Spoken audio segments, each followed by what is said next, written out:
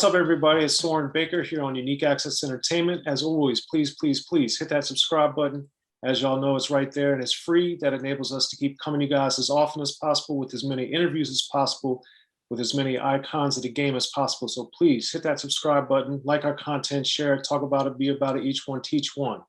Now today, we have the honor and the privilege of being joined by a man I've been a fan of for basically as long as I've been alive and can remember entertainment, Mr. Charlie Ahearn. Thank you for coming through, sir. Hey, what's up? I'm very excited to be here, and I see from your shirt that you're wearing Baltimore. You're repping the city, and we can get into that. But let's talk about Wild Style. Yes, we're going to get into that because I have a few things, ironic Baltimore with some Wild Style connections. But first of all, congratulations on Wild Style and the 36 Cinema, the digital screening event that's going on tonight, Saturday, May 15th, 8 p.m. Eastern, 5 p.m. Pacific. So this is a part with RZA, Fat Five Freddy, and yourself, which is a digital screening, and you guys are going to be doing the commentary. So how did you get involved with this with RZA with Fat Five Freddy? Well, the thing is that one of the producers of the event is Dan Halstead, and he has a theater called the Hollywood Theater, which is out in Portland, and he also happens to be one of the world's greatest collectors of kung fu movies. And Dan has a basement, which he took me to, which was like, you know, it was like Citizen Kane. It's like huge basement, and it's solid, like all like 35 millimeter films from Hong Kong in like circa 1976. And because he understood that I was a kung fu movie aficionado fan, I made a kung fu movie in Super 8 in 1978 myself. And so his theater, which was really like a cool theater, happened to, you can see the connection right away because RZA is totally into martial arts. And, you know, just the title alone, 36 Cinema means 36 chambers, which is one of the classic untouchable kung fu movies, which of course is also it's a Wu-Tang album as well.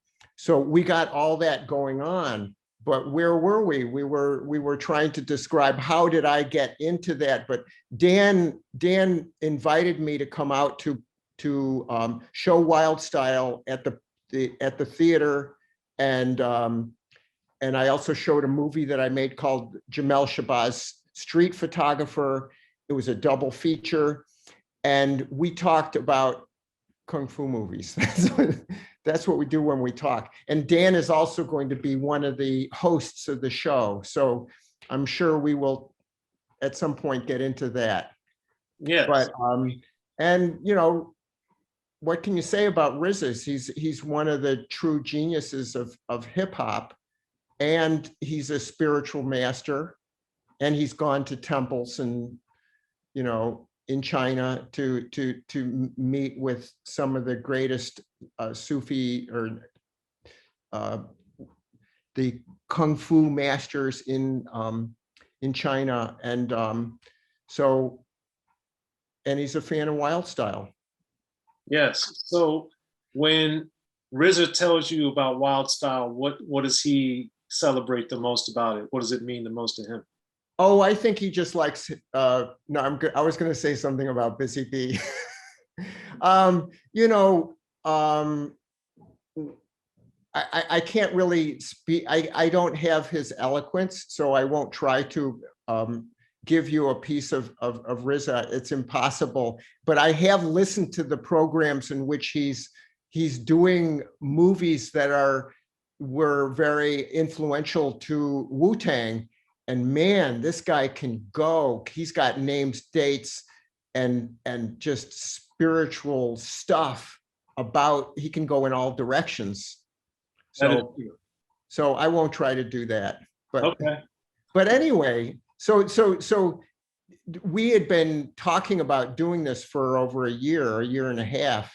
And then COVID somehow got in the way, which you'd think COVID would be a perfect excuse to do this, right? Why wait? But for whatever reason, I think COVID like dismantled some organizations. Yes, That's true, right? That's for sure. So people are now coming out of their caves, and we're coming out of our caves and we're blinking at the sunlight outside and we're going, let's do something. And so that's what we're going to do. We're going to break it apart piece by piece, or we're going to do my favorite thing, which is watching a movie and talking whatever you want to say over the movie. It's kind of disrespectful to some people, but it's lots of fun for me. And what do you enjoy about it? As a filmmaker, especially. Well, I am very spontaneous in my like I go wherever my spirit is taking me. So part of that is talking. And so part of that is like responding to scenes in the movie, that you got to be tricky though, because you can't be talking about a scene that was 10 minutes ago. You have to be you have to be moving into the scene. So if you're really good at this, you will be talking about something that appears halfway through your conversation. Yes. That's what I would hope to do. Gotcha. And as we're discussing Wild Style, I had several things I wanted to ask you about regarding the film. And one of the things I was always intrigued about was because obviously even starting around 82 when the film was coming out, and now as we know, hip hop culture is so dominant by rap, or dominated by rap. How as a filmmaker were you able to balance graffiti being the driving force of the film, but still having so much rap in it with a little bit of the b-boy stuff and a lot of DJ scenes as well? Well, I'm sure we'll get into it when we actually are there, but I'll just give you a thumbnail of how the project of Wild Style was instigated. And part of the thing is that I made a Kung Fu movie, which was done in Lee's neighborhood, which had Lee's murals in it in 1978 and Super 8. And then I was involved with a group of artists that were doing a show in Times Square. And this was in June of 1980. And Fred Brathwaite came to the show ostensibly to be in it, to be representing himself, because he was very interested in representing Lee and himself in the art world. And he had a show in Rome with Lee in 1979, which is an amazing historic thing that happened that people don't know about. But he came to the show and he was looking for me because he had heard that he knew that I had made this Kung Fu movie, because posters of the movie were hanging up, and it's over there and on the other side of the room. I don't know if we can get into that, but right now, but that's a detail. But the important thing is that Fred wanted to meet me and talk to me about hip hop and its relationship to graffiti. And I was already an incredible fan of Lee Quinones and had been wanting to meet up with. I had met up with him in 1978 in front of one of his Howard the Duck murals in the Lower East Side. And I had wanted to continue working with him as a filmmaker.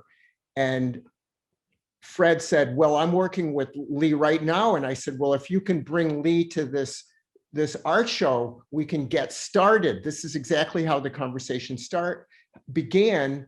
And I said, if you come by tomorrow morning at around 11, I'll give you guys some bank, like I think it was $50, and you guys can go out and buy some spray paint of your choice and do a piece out in front of the building, because this is how we did everything.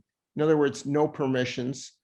You're in the middle of Times Square, it doesn't matter. You're going to spray paint a big graffiti mural on a wall in broad daylight. That's okay, because that's what you want to do. And they came and they did it. And I consider that the first $50 that we spent on the movie. And that was the beginning of making Wild Style. Because here I had what I considered the greatest subway writer that was in New York, ostensibly, possibly talking about making a movie. And he was very difficult to meet because he was very secretive. And there's Fred, who's very encouraging, and he wants to work with me. And so I thought, we're going to do this. We're going to make this movie. Well, it's interesting you say that, because in the film, Freddy's character as a manager is very much pushing the exposure and pushing the business and all these other things. So that sounds like that he's hyping everything, just like when he's bringing Patty to the subway yards. Remember? And he brings her to the subway yards, and Lee's like, "What'd you bring her here for? You know they're not supposed to be in here." And then she takes a picture of him, and he explodes. Anyway, so people can see the movie, so we won't redo the movie, but Yes. You know what I mean. But so you're right. In other words, while I was trying to cast the film, while I was trying to meet people and decide who was going to play what, and the casting and the writing of the story was all one piece. I never really wrote a script, honestly. This is secret, just between the two of us. And really what I did was I would type out the scenes the night before we were going to shoot on this typewriter that had mimeograph paper between it. So you put 3 sheets into the typewriter and you type all the dialogue out. And then I'd come the next morning and hand out, and I only had 3 copies, 1 for each actor and 1 for the cinematographer to place the lights. Wow. But that's, it's interesting, because tied into the thing I was curious about is, you know, I've had the fortune to interview and have been around a lot of the icons that were in Wild Style, and others as well. But some of them, most of them, always talk about they didn't know about the business, they didn't care about business, this and that. But Fab Five Freddy seems to be so diametrically different than that. What did you notice about him? Was that the main difference, or what made him so into the business so early, even with you? Understand that I'm attracted to talent. It wasn't that he was a businessman. He was someone who, when he would come over to my place downtown, he could imitate, you know, Clint Eastwood, or by Clint Eastwood, I mean someone that did reggae singing. In other words, he could imitate different reggae singers, and because he came from Brooklyn and he came from a family that was very steeped in bebop jazz. That's why he became so tight with Basquiat, because Basquiat was obsessed with that. But Fred, actually, those people came to his house because his father knew all these musicians. So what I'm trying to say is that Fred was just new stuff. And he was always, you know, we were always talking about Andy Warhol and talking about, oh, look at that. We'd be on a subway, and that section of the subway looks just like a Jackson Pollock, which it did. So I would take a picture of it.